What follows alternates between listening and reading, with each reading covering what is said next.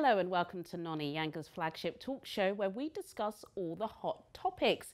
Today we're continuing our discussion on marriage. If you tuned into our last conversation, you would know that there was so much more for our panel to discuss that we decided we must have a part two. So today we explore how gender roles have changed in marriage and we ask, are prenups a good or a bad thing? Joining us again, motivational speaker and author Amaka Chika Mbonu, and new to the discussion, communications strategist Liz Osho, and presenter and writer Lola Ogunbadejo.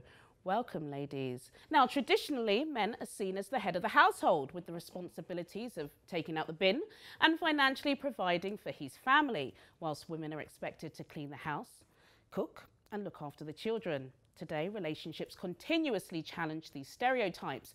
Some would even describe these roles as invalid and outdated. Research shows that women are the breadwinners in 40% of households, and the number of stay-at-home dads continue to rise.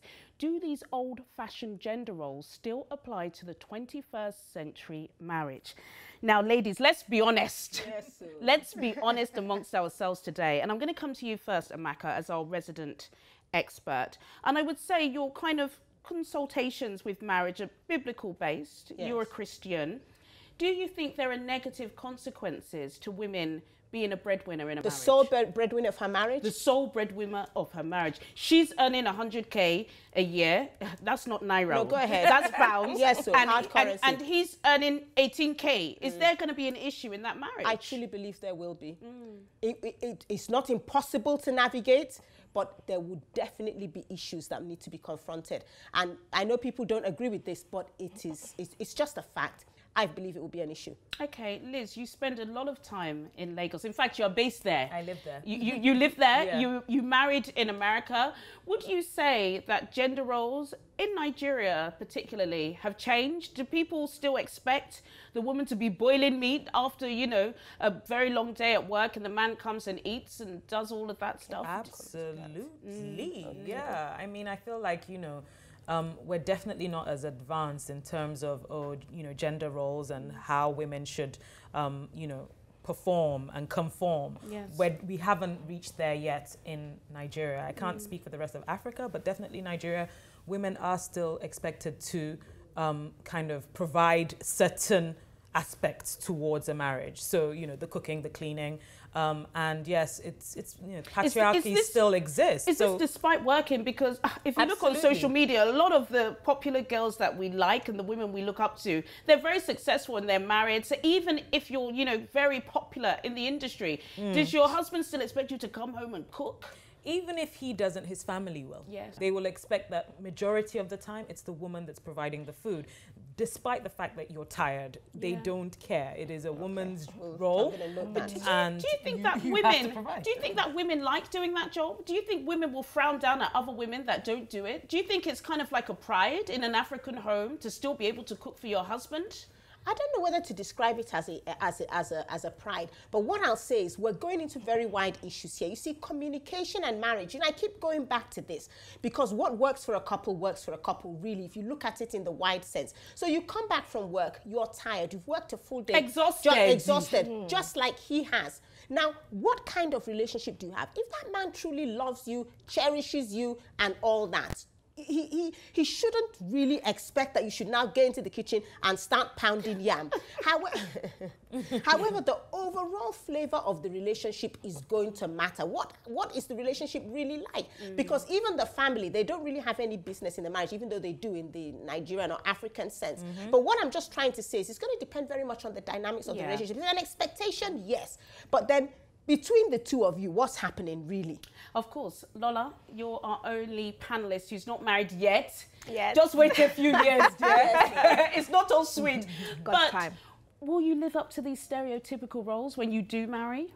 I think something interesting happened this week, or was it last week? I saw Lola and her stories. Hey, brace yourselves. I saw this man in the news, and he was literally trying to change his baby boy, I think, or baby girl, in the male changing rooms, and he was disappointed to see that there was no change in Yes, I saw that. And it really opened my eyes to think that, you know, society makes men believe nowadays that certain roles are for them and certain roles are for the woman. Yeah. And now, when I get into relationships or when I'm talking to a guy that I'm potentially interested in, I'm always asking him, what's your expectation of me, and what do you expect expect from, or what should I expect from you as well? Do you have these sort of marginalized views that women should just be stuck in the kitchen and they should just be cleaning and should be seen, not heard? Or do you accept the fact that I want to be all I can be in this life? I definitely want to be successful as well as raise a family. Because if I'm getting with you, I want us to know that we're on the same page and that I don't want you to feel... Is that what you want? You want to be equal to your man in marriage? I want him to understand that I refuse to adhere to all these stereotypical views that as a woman, I can't be what I want to be because I'm going to be, if I want to be a mother, I can't be this. If I want to have a successful home, I can't be this. I believe I can do everything. What about cooking? What about cooking? You know, he says, you're going to meet my mom. Hey, I'm going to go and get, these are the ingredients I want. You must cook this food by how, even if it's YouTube, or you have to go and call a friend, cook it. Yeah. Do you kind of feel like, yes, that's what I have to do? Or you kind of thinking, this is too much?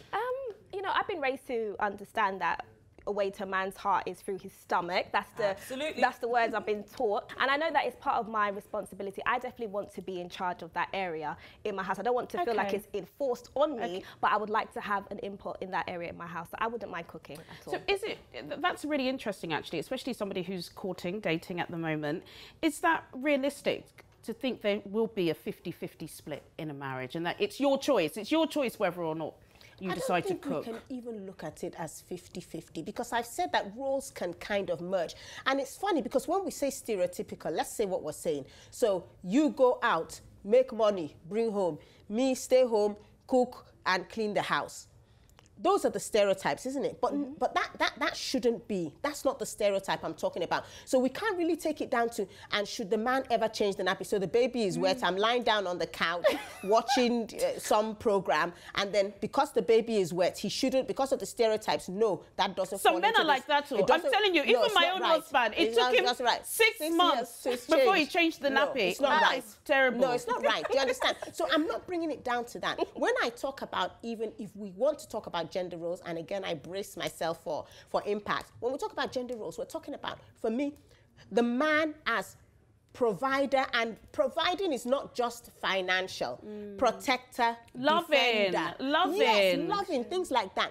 And the woman, naturally, we are, yes, they're nurturing men, but naturally we're kind of more nurturing. We're kind of more, none is better, no, whatever is better than the other. It's simply that people are, men and women are just different. You're right. And maybe to some extent suited for different roles, but it doesn't mean that anybody else can't do the other thing. So kind of, I don't want to bring it down to, and should he change the nappy? But no, it's not under the list. Don't change the nappy. Or should I ever go in and boil an egg? No, it's not under the list. I should never. Should I never bring 10 pounds and say, okay, let's get whatever, you know? No, it's not under. No, the roles are, I don't know the word. They're blending. They're blending. Could we say that? We could say blending, but we must also note that there are still, for me anyway, marriage experts, some traditional things that are just by virtue, just like if I wanted to lift that ladder now, I might ask my husband to help me do it. Yes.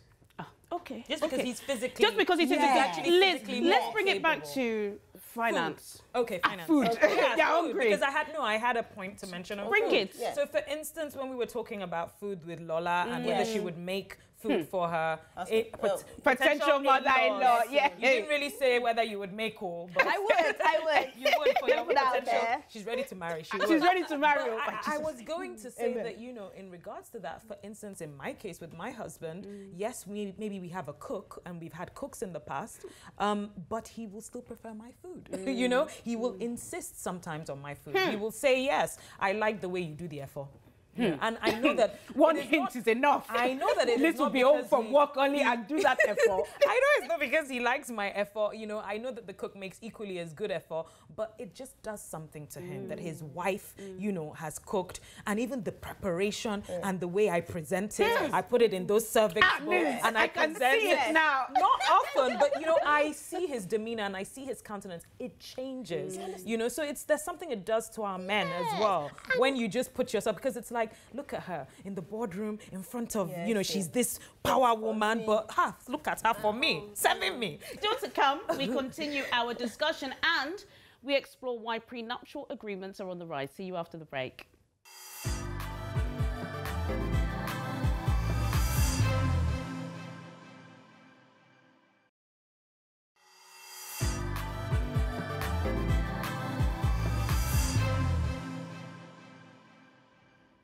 Welcome back to Noni. Prenuptial agreements, commonly known as prenups, are legally binding documents that outline how married couples will divide their assets if they divorce. In a bid to protect personal wealth from a potential future split, more and more couples are resorting to signing the document. Research shows that inquiries about the agreements have risen by as much as 70% over the past decade. Once traditionally seen as an agreement for the super wealthy and famous, prenups are becoming increasingly popular amongst the everyday couple. Now, with only 20% of people still finding it insulting, the taboo and stigma surrounding prenups are declining. Do prenuptial agreements undermine the trust and romance of marriage? Our single sister on the panel. A prenup. What's your views on it, seeing as it is becoming more popular? Well, I think it just depends on your lifestyle and your beliefs. For me, as a Christian, I don't necessarily agree with prenups, but then I understand why perhaps someone who was married before and been burnt by a previous partner, or maybe they're in a circle of friends, exactly, and all they're hearing is, oh yeah, my ex-wife did this and my ex-husband did this. They might just be influenced to get the documents. So I don't, in all honesty, I feel like I would be slightly Would you be offended? We've all seen those reality shows where it's like just a day before and they're like, you're going to make me sign it, but they sign, boy. They sign. And usually they get a good payout, even if they do divorce. Exactly.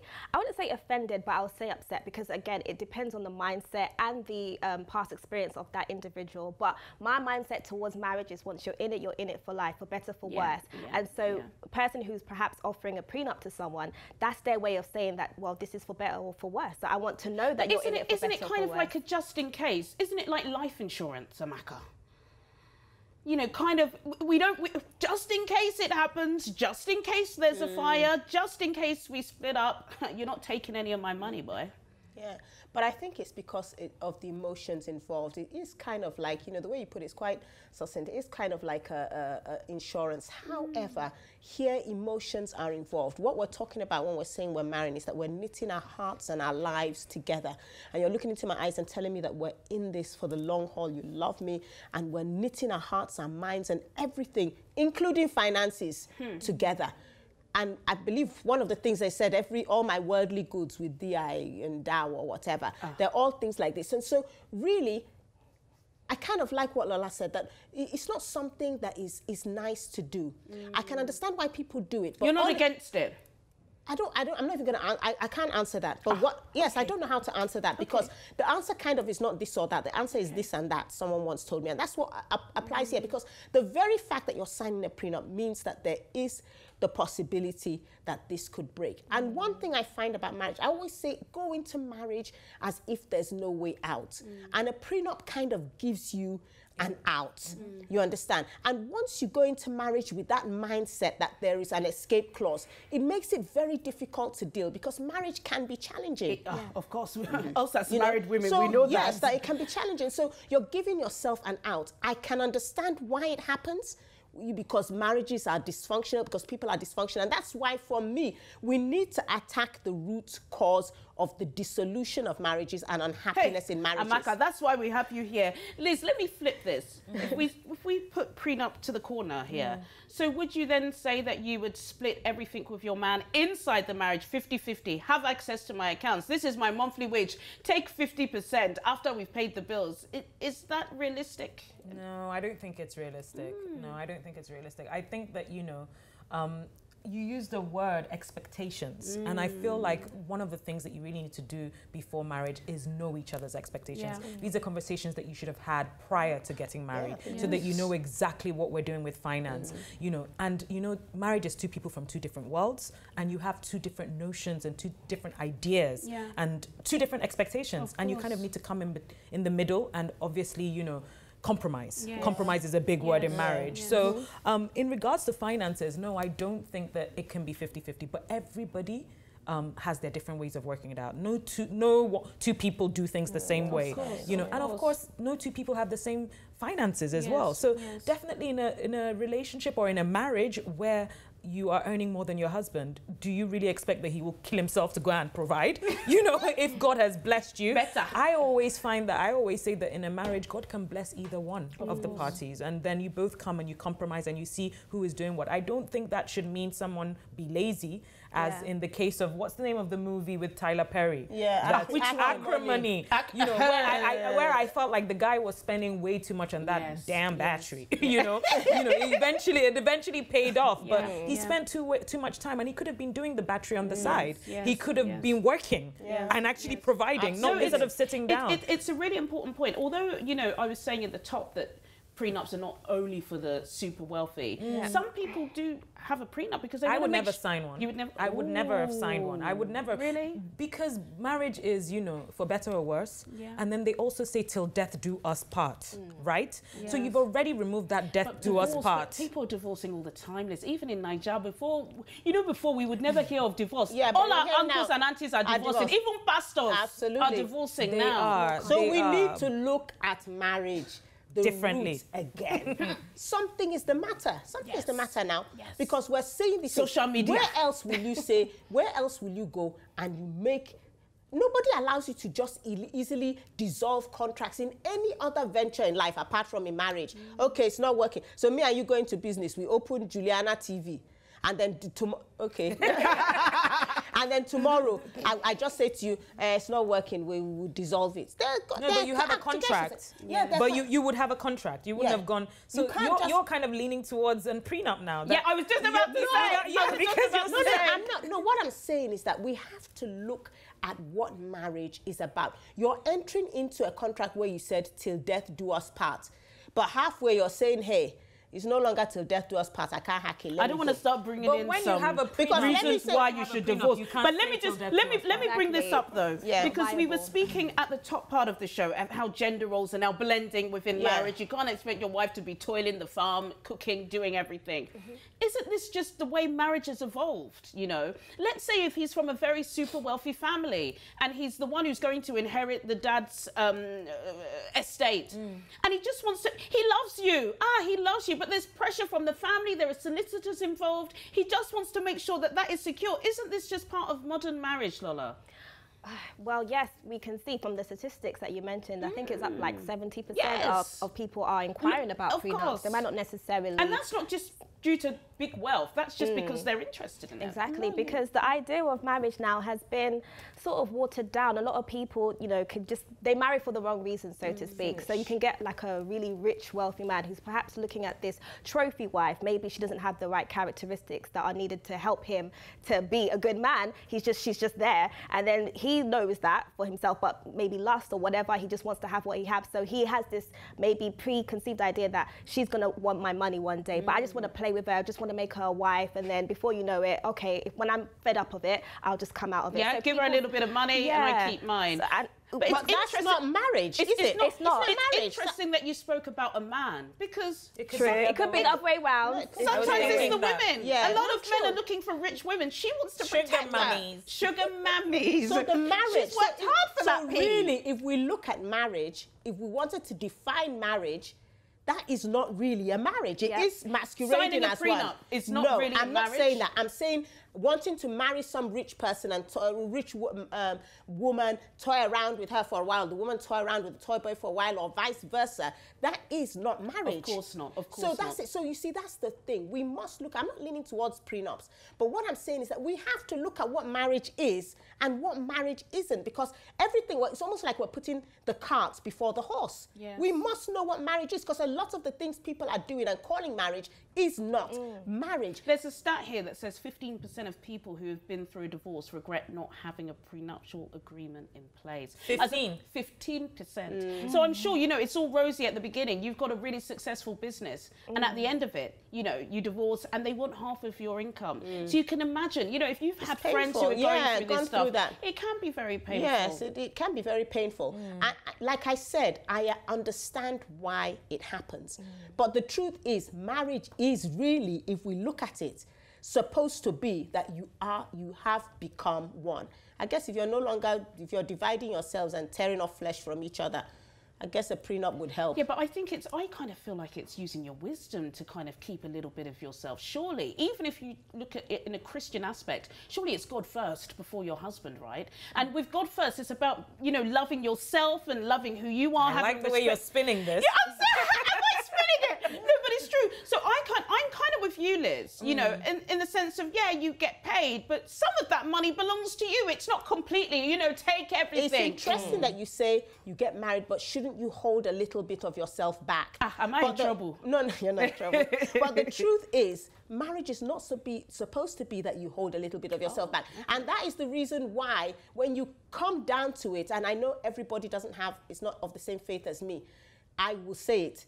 Adam and Eve were naked. Nakedness means that little pimple under your butt cheek, you could see everything, and they weren't ashamed. That is what marriage is. So a lot of us are in marriage, but it's not really marriage. We're just calling it marriage, because a nakedness does not imply holding a bit of yourself back. Wow. You're most vulnerable when you're naked. Well, 24 years of marriage, so there must be something right, hey? Really good discussion, Lola. I'm sure we'll have this discussion next time when you are married. Amen. Any suitor, leave a comment below. That's it from me, Juliana Olayinka, and my fantastic guests, Amaka Chika-Mbonu, Liz Osho, and Lola Ogunbadejo. Don't forget, guys, Noni is now online. Wherever you are in the world, go to www.yangatv.com to check out every single episode. Join me next time for more Noni Chat. Goodbye.